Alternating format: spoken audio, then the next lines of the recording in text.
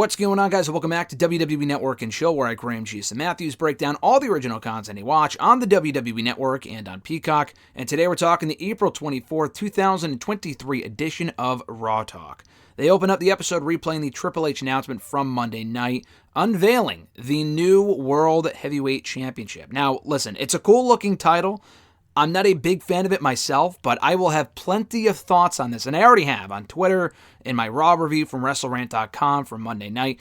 Check that stuff out. I'll probably talk about it a lot more in length tomorrow here on the channel on hashtag, on WrestleRant Radio on Thursday. I'll put up the clip most likely here on the channel on Thursday at some point. So keep an eye out for those, but I have a lot of thoughts on this new World Heavyweight Championship, the pros, the cons, why I'm not a big proponent of it, and a lot more. So I won't really discuss it here. Jackie Redmond, Matt Camp also recapped the show closing angle that saw Rey Mysterio beat Damian Priest rather. Dominic wasn't on the show. He beat Damian Priest by disqualification following an intentional DQ from Damian. Only to be saved, Rey that is, by Bad Bunny, who was at the show and came out and challenged Damian Priest to a street fight at Backlash in Puerto Rico, so we're getting that match, which is cool. I thought we were getting the tag team match, but I'm totally fine with the singles match as well, especially since Damian did not get a WrestleMania match. This will basically be his WrestleMania, which is pretty cool. They cut it backstage to Byron Saxton and MVP and Omos. MVP says, that Rollins is one of the best in WWE and the entire industry right now. He's a very impressive superstar. He's super decorated, has a lot of accolades, and that's exactly why Omos chose him as his opponent for Backlash. And then Omos says that Rollins will not be laughing after Backlash, and that was about it. So in case you missed Raw from last night, and in case you missed Raw from last week, and you were thinking, I wonder when they set up the Omos-Seth Rollins match. The answer is they did not. They did not set up the match on Raw last week. They announced it cold on SmackDown last Friday, and then had to come up with an explanation as to why the match was happening. One of the fucking laziest builds, I don't know if you can even call it that, because we haven't really gotten a build to the match, to a pay-per-view match I think I've ever seen, involving two top stars.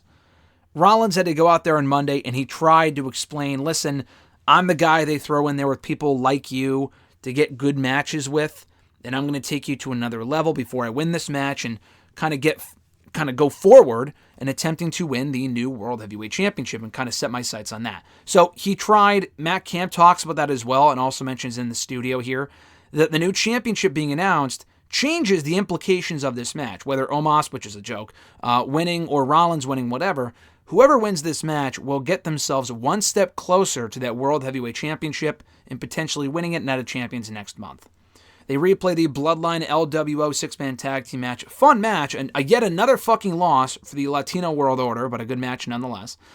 In the studio, Redmond and Camp hype up the tag team title rematch for Friday's SmackDown, where Kevin Owens and Sami Zayn defend the undisputed WWE tag team titles against the Usos in a rematch from WrestleMania 39.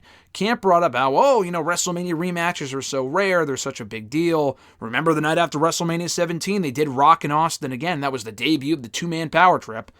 Let's not get fucking ahead of ourselves here. That was over 20 years ago. I don't think we're getting a new two-man power trip on Friday's SmackDown. It will be a significant match, but just because it's a WrestleMania rematch does not put it on the same level as the post-WrestleMania Raw in 2001. Let's not over-exaggerate here, Matt Camp. But anyway, Jackie actually brings up how the match is tied to trust with the Usos and Roman Reigns, as well as Kevin and Sami. Can they trust each other?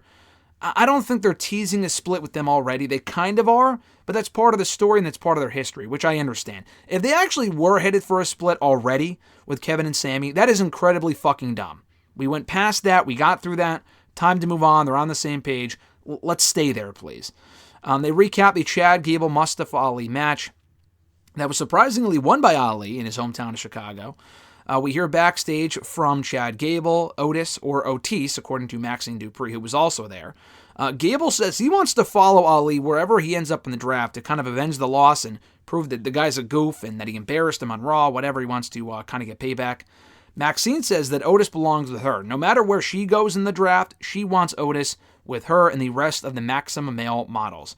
And then Otis kind of plays, not devil's advocate, but like the mediator here between the two. Doesn't really pick sides and says that, butter's good on bread and toast.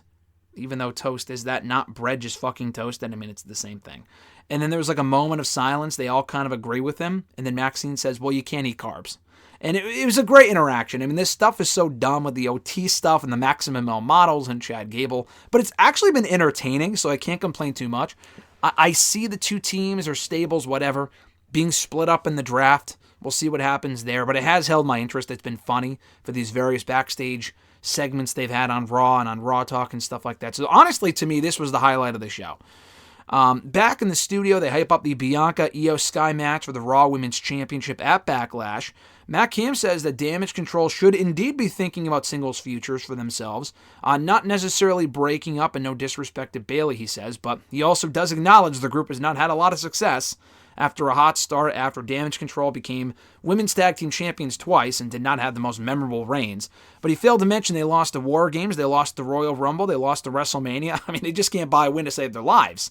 So he didn't bring that up, but to me, he's like, oh, you don't have to break them up for them to be, focusing on singles championship opportunities. No, I disagree. They should be split up and broken up because the group so far has sucked. And that's not a reflection on the talent, but rather the booking. Back in the studio, they replay the Street Profits win over Cedric Alexander and Shelton Benjamin from Raw. We hear backstage from Angelo Dawkins and Montez Ford about the draft with Byron Saxton. Typical Profits interview. They're entertaining. They're all, energetic and whatnot. They don't really have a lot to add. They just talk about their win. They talk about the draft. They're not worried about the draft. The only draft they're worried about is the cold draft, and that's about it. And Dawkins also says Lakers in 5. I don't follow basketball. I don't follow the Lakers, so I have no idea what the fuck he's talking about. But for basketball fans out there, you probably would. Matt Camp, a lot like with Damage Control, also wants to see these two get more singles championship opportunities and agrees with what I've been saying. They don't necessarily have to break up. And I do think they're going to separate shows in the draft. I think this is the year it finally happens. I don't think you have to have one turn on the other like Miz did to Morrison in the draft back in 2009. You can just have them on separate shows and then going for championships that way. Do I see Angelo Dawkins beating Gunther for the Intercontinental Championship? No. But I could see him hopefully doing well, not getting lost in the shuffle, hopefully not ending up on fucking main event if he goes to Raw. With Montez Ford, I could hopefully see him being United States champion in the not-too-distant future, and I hope he does. I hope he does win that championship. To close out the show, they recap the Cody Rhodes-Balor match that was won by Cody on Raw. They hype up Cody Rhodes versus Brock Lesnar for Backlash. They hype up the draft for this Friday and next Monday. And they plug Rey Mysterio, Zelina Vega, and JBL for the bump on Wednesday of this week.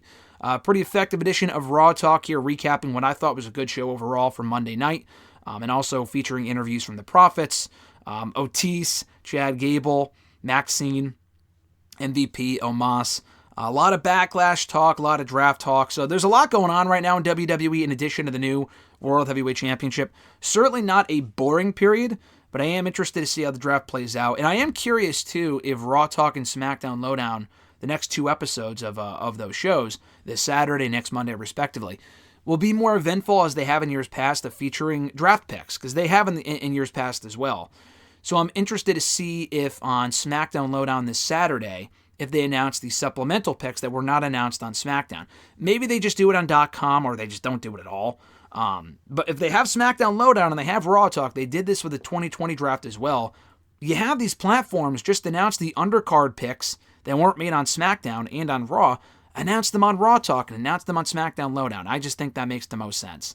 So hopefully these shows, as I review them every week, are more notable this coming week with more draft picks being announced, but time will tell. Thank you guys for checking out my Raw Talk review for this week. I appreciate it. Be sure to like the video, drop a comment, share the video, and subscribe to the channel for more daily content. I'm Graham G.S. Matthews. Have an awesome rest of your week, and I'll catch your ass down the road.